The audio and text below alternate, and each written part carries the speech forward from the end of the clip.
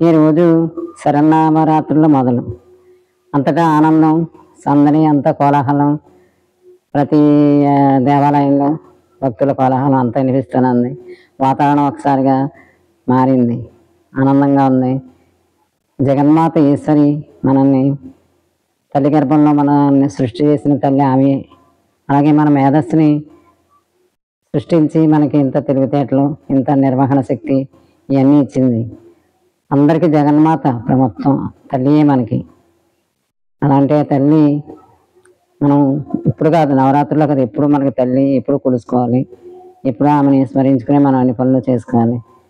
అలాగనే జరుగుతుంది. ఇప్పుడు తల్లి అంటే జగన్మాత అందరికీ మొత్తం. అలాంటి భావంతో మనం ఉన్నామనుకోండి, మనకి తోడై ఉండి మనల్ని కాపాడుతూ ఉంటుంది అమ్మ. అందరికీ అమ్మ ఆశీస్సులు ఉండాలి. ఈరోజు బాలా త్రిపుర అవతారంగా మనం కొలుస్తాం అన్నమాట. దేవాలయాల్లో ప్రతి ఆలయంలో, శివాలయాల్లో కానీ ఎక్కడ కానీ అమ్మవారి ఆలయాలు ఉన్నాయి. అన్ని చోట్ల బాలా త్రిపురగా అమ్మని అలంకరించి ఎంతో ఆనందం పొందుతారు. ముందు బాలగా తయారయ్యి అమ్మ ఈ దుష్ట సంహారం కోసం నవవిధాలుగా నవదుర్గలుగా వచ్చి అన్నీ ఇవి రాక్షసులు చంపాలంటే ఒకటి సరిపోవట్లేదు, ఒక అవతారం చాలదని ఒక్కో అవతారంలో ఒక్కొక్కలాగా భక్తి రసం అన్ని రసాలు చూపిస్తూ దుష్ట సంహారం చేశారు. ఈరోజు బాలత్రిపురి. ఈ బాలికలందరూ కూడా బాలత్రిపురి సుందరిలే. వాళ్ళ నిజంగా వాళ్ళని అలాగే భావించి మనం ఆడపిల్లలను అంత గౌరవించాలి. బాలత్రిపురలు అని మనం ప్రతి అమ్మాయిని మనం అలాగా తయారుగా చేసి వాళ్ళలో అంత శక్తిమంతులుగా మనం తయారు చేయొచ్చు. వాళ్ళ నిజంగా అంత శక్తి వాళ్ళలో ఉంటుంది. ఈరోజు మళ్ళీ అమ్మని ఏమని కొలుస్తాం మనం? బాలత్రిపురిగా అలంకరించుకుని పిల్లలందరూ పాఠశాలలో అక్కడ ఇక్కడ బాలత్రిపురి వేషాలు వేసుకొని నిజంగా అమ్మలాగే ఉన్నారు. మరి ఎంత మహాయోగిని అనమాట. యోగులకు మార్గం అమ్మే. ఈ అమ్మని తయారుచుకుని ప్రతి అమ్మలో ఉండే అమ్మే, ప్రతి తల్లిలో ఈమె ఉంటుంది. ప్రతీక. మన స్త్రీలందరూ అమ్మకి ప్రతీకలు.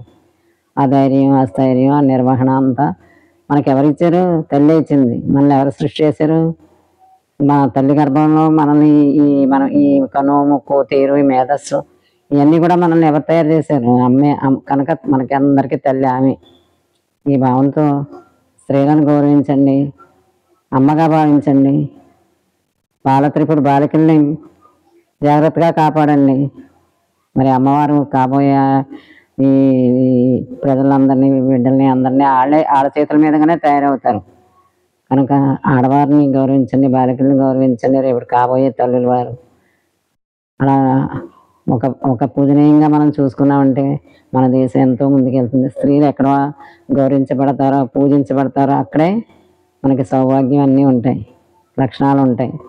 ఈ బాలత్రిపురి సుందరి ఎలా ఉంటుంది? చాలా విలాసంగా ఉంటుంది. ప్రతి అమ్మాయి మనం అలా వేషధారణ వేసి మనం నడిపించామనుకోండి, ఆ లోలాకులు తిప్పుకుంటూ అలా నడిచిందంటే అమ్మవారు నడిచినట్టే ఉంటుంది. మన భావన చేయాలి. భావనా శక్తితో అమ్మ మన కళ్ళ ముందు నడుస్తున్నట్టు, వెళ్తున్నట్టే ఉంటుంది. అంత చక్కని తల్లి. ఈరోజు అందరూ అలా భావన చేయండి, అమ్మని దర్శించండి, ఆనందం పొందండి, అలాగే ఆశీస్సులు పొందండి. ఇలా ఈ 9 రోజులు మనకి నవవిధాలుగా మనకి దర్శనం ఇస్తారు. ఆ దర్శనాలు చేసుకోండి, ఆ అవతారం యొక్క విశిష్టత తెలుసుకోండి, అలా ఆశీస్సులు పొందండి. అంత స్ఫూర్తిని, అంత చైతన్యాన్ని ఆమె నుంచి, తల్లి నుంచి మీరు తీసుకోండి. మీరు కూడా సమయం వచ్చినప్పుడు అలా దుష్ట శిక్షణ చేయకపోయినా కానీ ఒక కన్ను ఎర చేసామంటే, కన్ను ఎత్తి చూసామంటే దుష్టులకి భయం పుట్టాలి. అమ్మలు వీళ్ళందరూ అని అనిపించేలా ఉండాలి. మనం కూడా స్ఫూర్తిని తీసుకోవాలి. ఆ కరుణ, ఆ దయ, ఆ ప్రేమ అన్నీ మనం కూడా అమ్మలకి ప్రతీకగా ఉండి, అమ్మలంటే ఇంతే అని జగన్మాత ప్రతీకలు మనం స్త్రీలందరూ. ఆ విషయం మర్చిపోకూడదు. అందరూ అమ్మ ఆశీస్సులు పొందండి. బాల త్రిపుర సుందరి అంటే త్రిపుటి యోగిని, మహాయోగిని అమ్మ. లోతుగా వెళ్తే చాలా అర్థం. తర్వాత రోజు మనం చెప్పుకుందాం కొంచెం. ఈరోజు అందరూ ఆనందం పొంది, ఆశీర్వాదం పొంది, ఒకరినొకరు అందరూ ప్రేమతో, ఈ ఆనందాన్ని ఒక్కరే కదా, అందరితో ఒకరితో ఒకరు పంచుకుని ఆనందించండి సంతోషంగా. వినాయక చవితి అయిపోయిందా, మనకు మళ్ళీ దసరా ఉత్సవాలు. ఒకటే ఆనందం, ఒకటే పండుగలు. ప్రతిరోజు పండుగే. సరేనా? ఈ బాలా త్రిపుర సుందరికి స్ట్రెంత్ సరిపోతుంది.